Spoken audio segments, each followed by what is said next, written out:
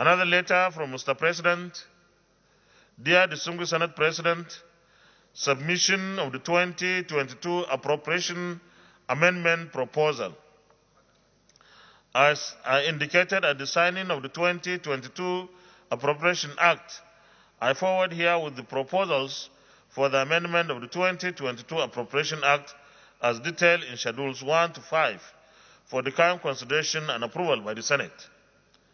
Let me seize this opportunity to once again express my deep gratitude to the leadership and members of the Senate for the expeditious consideration and passage of the 2022 Appropriation Bill, as well as the enabling 2021 Finance Bill. It has become necessary to present this amendment proposal considering the impacts of the recent suspension of the Petroleum Metal Spirit PMS subsidy removal and adverse implications that some changes made by the National Assembly in the 2022 Appropriation Act could have for the successful implementation of the budget. It is important to restore the provisions made for various key capital projects in the 2022 executive proposal, see details in Schedule 1, that were cut by the National Assembly. This is to ensure that critical ongoing projects that are cardinal to this administration and those nearing completion do not suffer a setback due to reduced funding. It is equally important to reinstate the 25.81 billion naira cut from the provision for the power sector reform program in order to meet the federal government's commitment under the financing plan agreed with World Bank. In addition, it is necessary to reinstate the 4 capital projects totaling 1.42 billion naira in the executive proposal for the Federal Ministry of Water Resources that were removed in the 2022 Appropriation Act. Furthermore, there is critical and urgent need to restore the 3 billion naira cut from the provision made for payment of mostly long outstanding local contractors' debt and other liabilities as part of our strategy to reflect the economy and spur growth. See Schedule 1.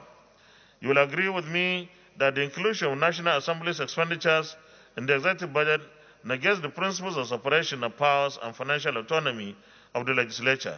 It is therefore necessary to transfer the National Assembly's expenditures totaling 16.5 billion naira in the service-wide vote to National Assembly's statutory transfer provision. It is also imperative to reinstate the 22 billion naira cut from the provision for sinking fund to retire mature loans to ensure that government can meet its obligations under already issued bonds as and when they mature. The cuts made from provisions for the recurrent spending of Nigeria's foreign missions, which are already constrained, are capable of causing serious embarrassment to the country as they mostly relate to office and residential rentals. Similarly, the reductions in provisions for allowances payable to personnel of the Nigerian Navy and police formations and commands could create serious issues for government. It is therefore imperative that these provisions be restored as proposed in Schedule 2. It is also absolutely necessary to remove all capital projects that are replicated in the 2022 Appropriation Act. 139 out of the 254 such projects totaling 13.24 billion naira have been identified to be deleted from the budget. Some significant and non-mandate projects were introduced in the budgets of the Ministry of Transportation, Office of the Secretary to the Government of the Federation, and Office of the Head of Civil Service of the Federation. There are several other projects that have been included by the National Assembly in the budgets of agencies that are outside their mandate areas. The Ministry of Finance Budget and National Planning has been directed to work with your relevant committees to comprehensively identify and align all such misplaced projects. It is also necessary to restore the title's description of 32 projects in the Appropriation Act to the titles contained in the executive proposal for the Ministry of Water Resources in furtherance of our efforts to complete and put to use critical agenda projects. The appropriation amendment request is for a total sum of 106 billion 161 million 499,000 52 naira only for capital expenditures and 43 billion 870 million 592,044 naira only for recurrent expenditures. I therefore request the National Assembly to make the above amendments without increasing the budget deficit. I urge you to roll back some of the 887.99 billion naira of projects earlier inserted in the budget by the National Assembly to accommodate these amendments.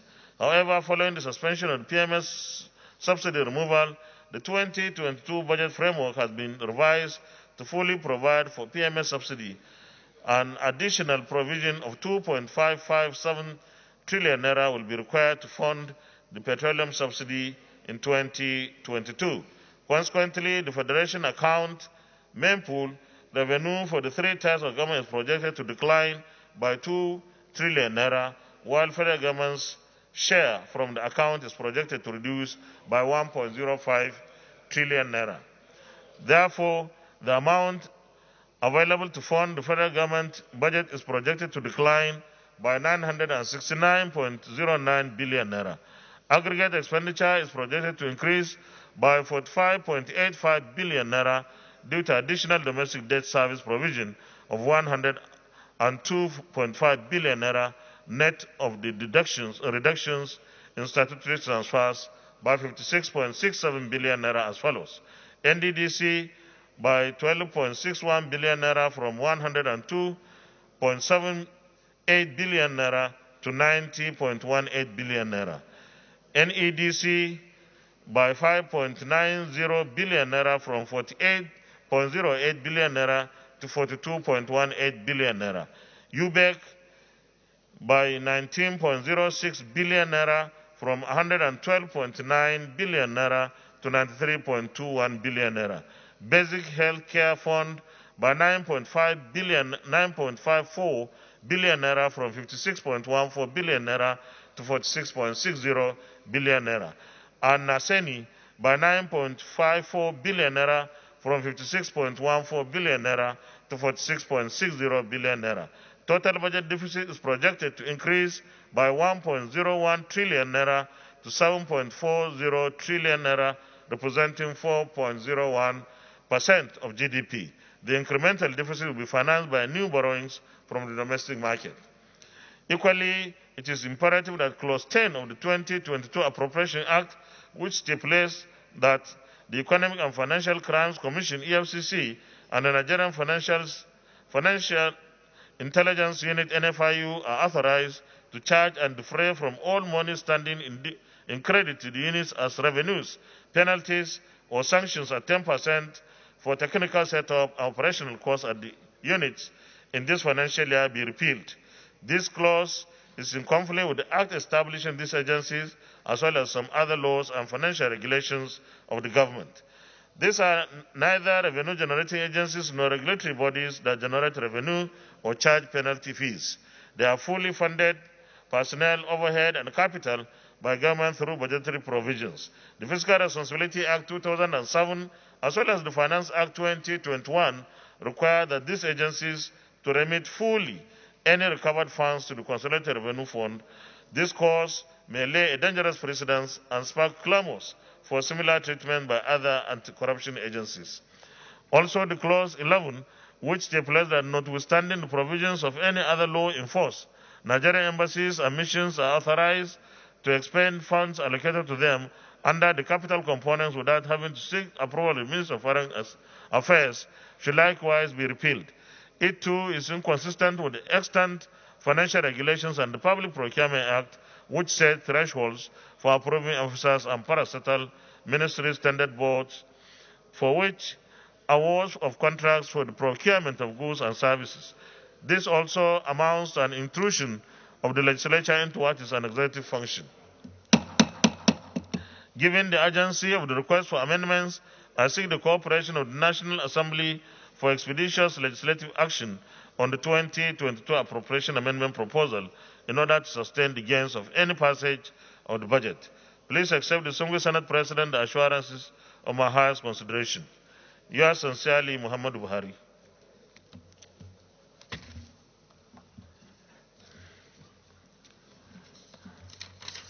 Birthday announcement.